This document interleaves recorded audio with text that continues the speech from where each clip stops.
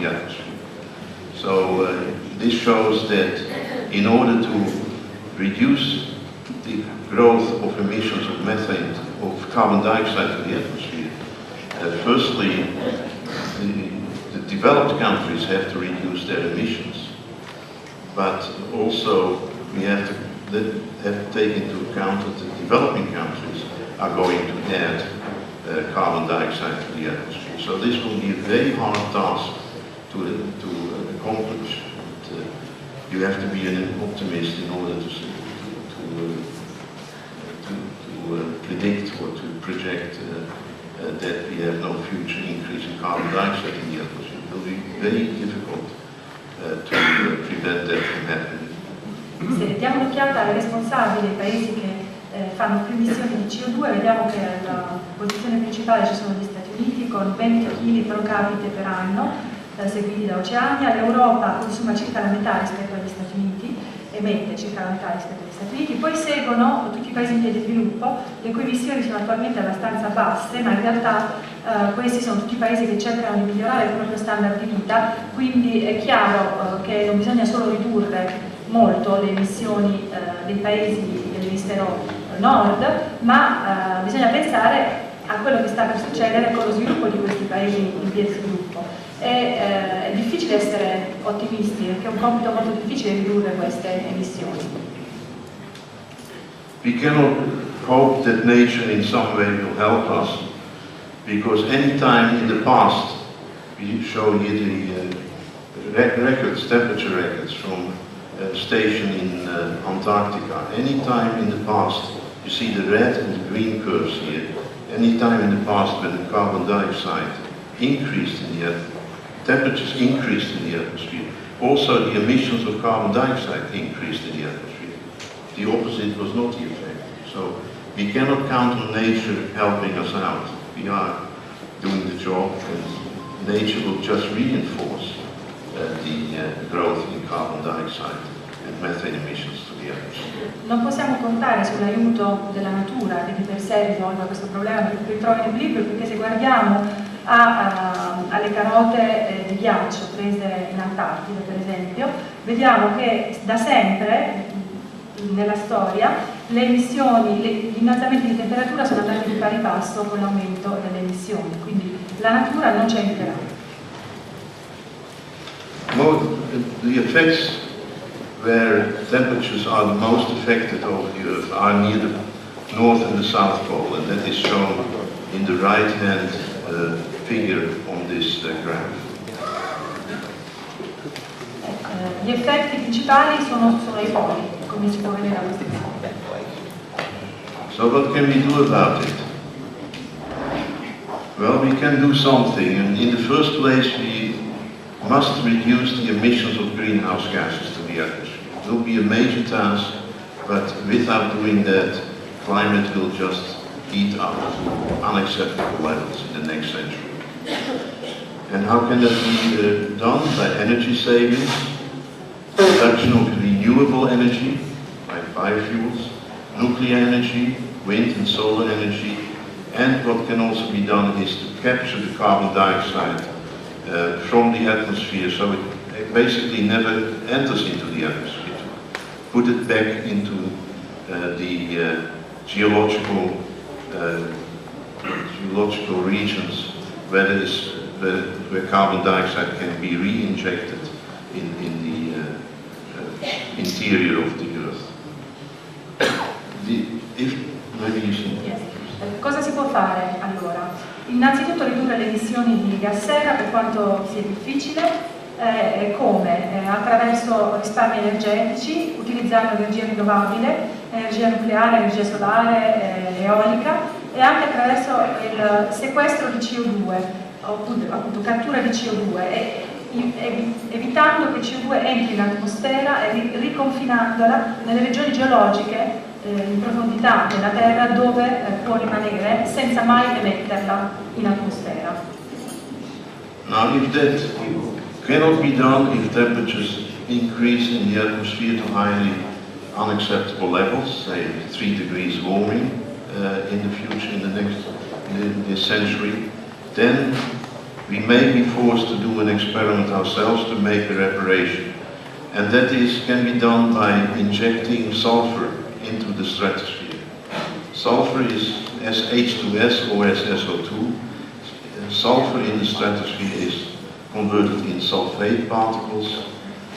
They reflect solar radiation back to space, and that causes a cooling of Earth climate.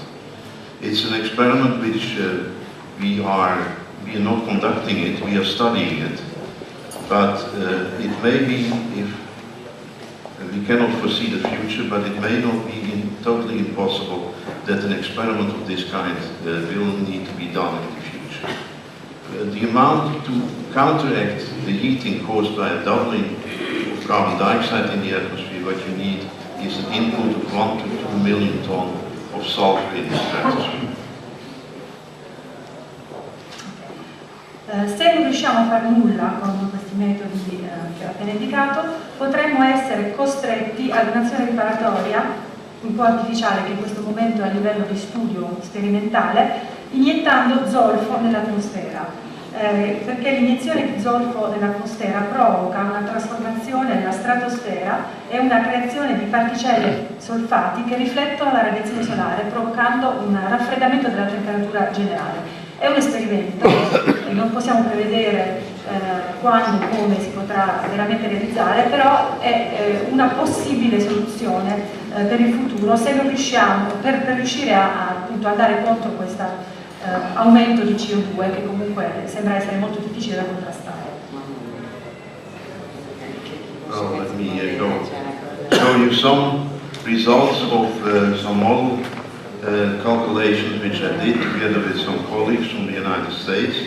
In the upper curve, in the upper part of this figure, you see the expected or projected changes in temperatures at the Earth's surface under 2 times carbon dioxide input in the atmosphere. And you see that especially in over Arctic, that's in the north, and over the Antarctic in the south, we get very strong temperature increases of the order of 3 to 4 or 5 degrees.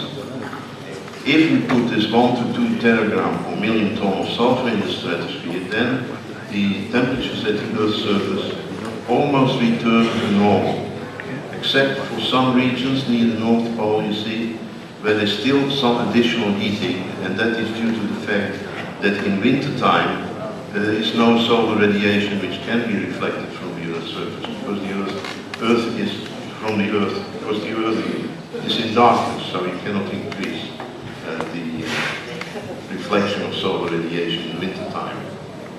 So it can be done, but it is an experiment which can only be done as a last resort. It's nothing you like to do. It's an ugly experiment, but maybe sometime in the next century it has to be done.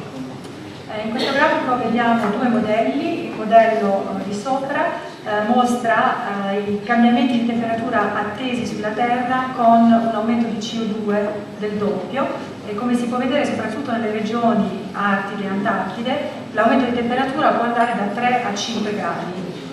Ecco, in questo caso, nel modello di sotto, vediamo il grafico di sotto, vediamo se si inietta 1 milione di tonnellate, da 1 a 1 milione di tonnellate a 2 milioni di tonnellate di zolfo in atmosfera, la temperatura ritorna a livelli normali, eccetto in una regione del Polo Nord dove è impossibile fare questa trasformazione, restituire radiazione, quindi calore all'atmosfera, perché questa regione è in oscurità durante l'inverno e quindi non può restituire.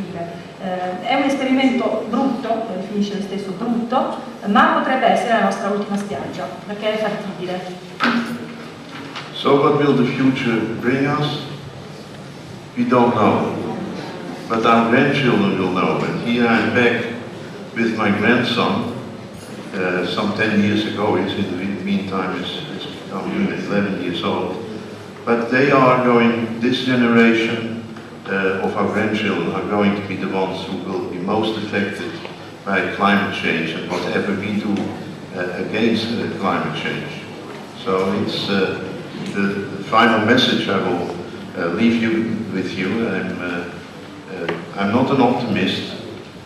I don't see much action to improve the situation. But maybe it might still be done if the world unites about a common program, international political program. And we all know how difficult that will be, but let's hope that it is possible. Otherwise, my grandson will experience maybe such an ugly experiment.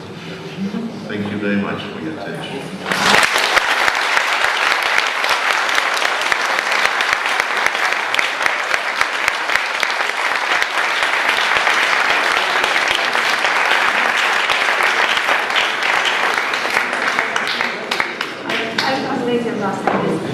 Cosa aspettarci dal futuro noi non lo sappiamo, i nostri nipoti lo sapranno. In questa foto di 10 anni fa è quel nipotino che adesso ha 11 anni e sono loro, i nostri nipotini, che saranno quelli maggiormente influenzati dal cambiamento climatico o da quello che faremo contro il cambiamento climatico. Certo è difficile, è un compito molto difficile, l'unica speranza è che il mondo si unisca con un programma comune, internazionale, politico, per fare qualcosa. Al momento non c'è azione tale che viene presa da essere ottimisti, però bisogna essere ottimisti, bisogna avere speranza per il mondo che lasceremo ai nostri nipoti.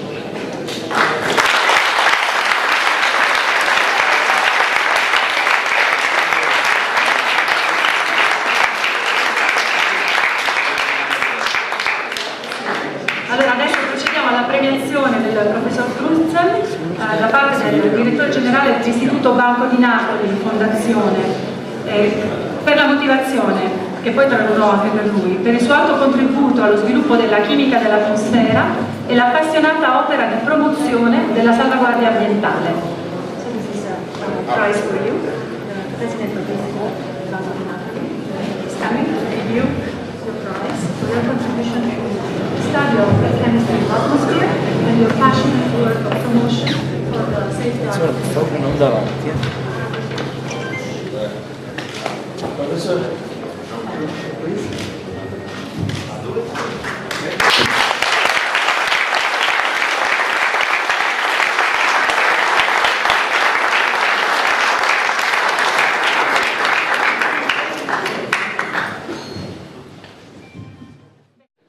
Io non so se posso raccontare un piccolo aneddoto che ho sentito ieri sera, le cose che si dicono soprattutto a cena quando gli altri bevono e io invece non bevo, quindi continuo a mantenere il mio autocontrollo, forse mi mette in una posizione privilegiata. Però ho sentito che dopo l'ultima edizione dello scorso anno, in cui c'era stato il professor Crutzen, che è un premio Nobel per la chimica, 2 anni fa ero presente anch'io, c'era il professor Croto, un ebolliente premio Nobel anche lui della chimica, in precedenza c'erano stati Giacconi, il professor Nash, in matematica, eccetera. La conversazione fra 2 persone di cui non dico i nomi, ma comunque insomma si possono forse dedurre, perché uno era il presidente del consiglio del premio e l'altro il ministro degli esteri, e fu di questo tenore. Uno dei due, cioè il presidente del consiglio, disse: beh, ormai abbiamo fatto praticamente tutto quello che potevamo fare, non è che possiamo mirare ancora più in alto, no? E il ministro degli esteri, che guarda sempre lontano, dice: beh sì, forse qualcosa in più potremmo ancora fare. E il presidente del consiglio dice: ma sì, il più che potremmo fare, mica potremmo portare Watson, no? Qua. E invece sembra che la cosa poi si sia realizzata. Il professor Watson, testimonio, lo posso toccare, dunque è reale, non è un ologramma, no? E qui vicino a noi, quindi io direi di dare subito a lui la parola e ci parlerà del suo genoma personale, una maniera che qualcuno di voi già saprà, perché il suo genoma è stato sequenziato, ma credo che ci dirà molto più precisamente qualcosa a proposito. Quindi il professor Watson, benvenuto, welcome here, and thank you for your words. No.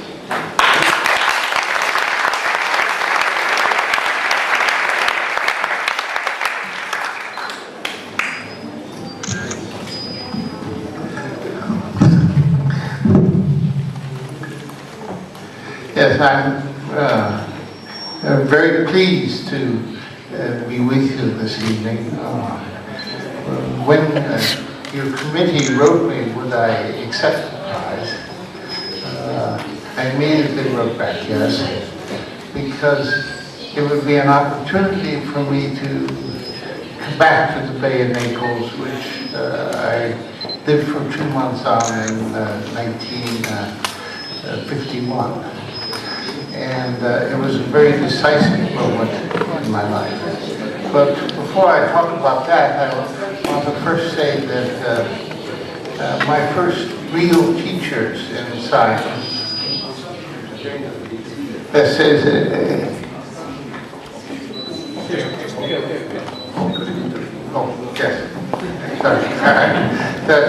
my first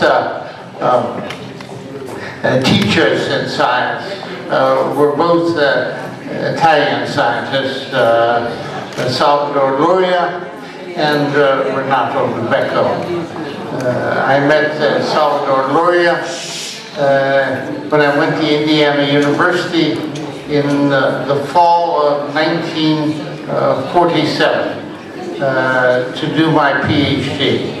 I was then 19 years old, and Salvador Luria was 34 years old. So he was still relatively young.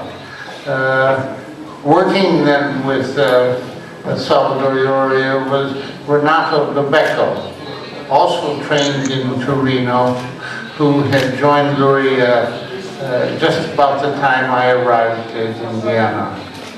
So for 2 years in a very small room, I and Luria and Del Becco did experiments. So I got a very superb training in science, and of course they talked all the time about their previous lives in Italy. The first summer I was at Cold Spring Harbor, I was taken to the then already famous laboratory at Cold Spring Harbor, the center of genetics in the United States. And it had been started in 1890 in imitation of the zoological station in Naples. If the zoological station in Naples had not come into existence, Cold Spring Harbor would not come into existence, and I wouldn't be here today, because it was at Cold Spring Harbor that in 1941 that Salvador Luria met his future collaborator Max Delbruck, and they did the experiments which led to Delbruck and Luria receiving a Nobel Prize. So Italy was important in the, there's a building at Cold Spring Harbor, not as grand as the Stazione, but it has columns. It's clearly an imitation of Naples. So I was surrounded, in a sense, by Italy, and when I got my PhD, I went to Europe, and I was first in Copenhagen. Copenhagen, a very good city for science, but terrible weather. And so the Professor Kalkar that I was working with decided to go to Naples to basically escape the climate of Copenhagen in April and May, and I went with him. And that was decisive because in the middle of May, there was a small meeting where people discussed the structures of then very not understood big molecules in cells, proteins, carbohydrates, nucleic acids. And it was there that I heard a talk by Maurice Wilkins, the young English scientist, who showed a picture, an X-ray picture of DNA, which had wonderful spots. It was crystalline. DNA had a structure. Before I saw that picture, I thought every gene will have a different structure because it carries out a different function. But the X-ray picture said all genes have the same common structure. So as soon as I saw that photograph, I wanted to leave Denmark and go to England so that I could work in a laboratory which worked on it. And through again, Salvador Luria was decisive in my life.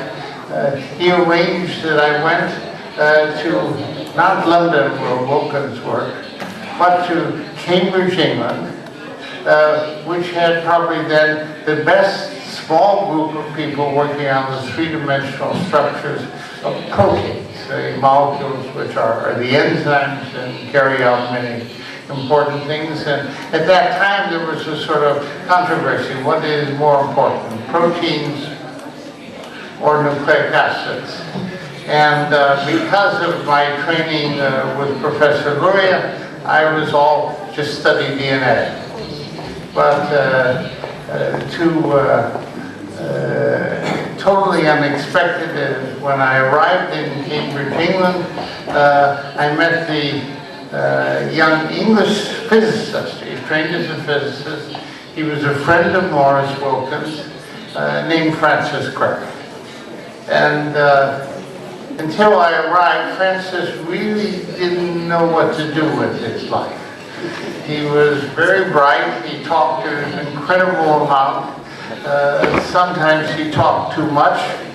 And he'd already received one warning that he may have a very short life in Cambridge because he upset people by talking. But he didn't upset me, and within days we decided we would find out the structure of DNA through a technique which had been used by the famed chemist Linus Pauling at the California Institute of Technology, which was just think like a chemist. What sort of structure should DNA form given its atoms? And Linus Pauling had guessed the alpha helical conformation of polypeptide chains just about the time I was in Naples. He gave a talk and announced his structure. So the people in Cambridge had also wanted to find the structure of proteins, and they felt very bad because they had been defeated by their big competitor, Pauling. And so Crick and I thought, well, we will imitate Linus Pauling and find the structure of DNA. Now there was a problem. Pauling was a chemist. Crick and I didn't know any chemistry. We just knew DNA was important, but we didn't know any chemistry. So you might say we were unlikely people. But, and I won't tell you the story because I wrote my book, The Double Helix, which tells the story. But what united Francis Crick and I was the belief that the secret of life would come from chemistry, not religion. And so we were determined to explain life in terms of chemistry. So both Crick and I had given up religion at a rather early age. But we wanted to, where did life come from? And we thought the simplest thing to do was to find the structure of DNA. Now, we shouldn't have found the structure because Wilkins was working on it, and he had a very evil collaborator, or she was in London, named Rosalind Franklin, but they really didn't talk to each other. And because they didn't talk to each other, they never built models, but just took more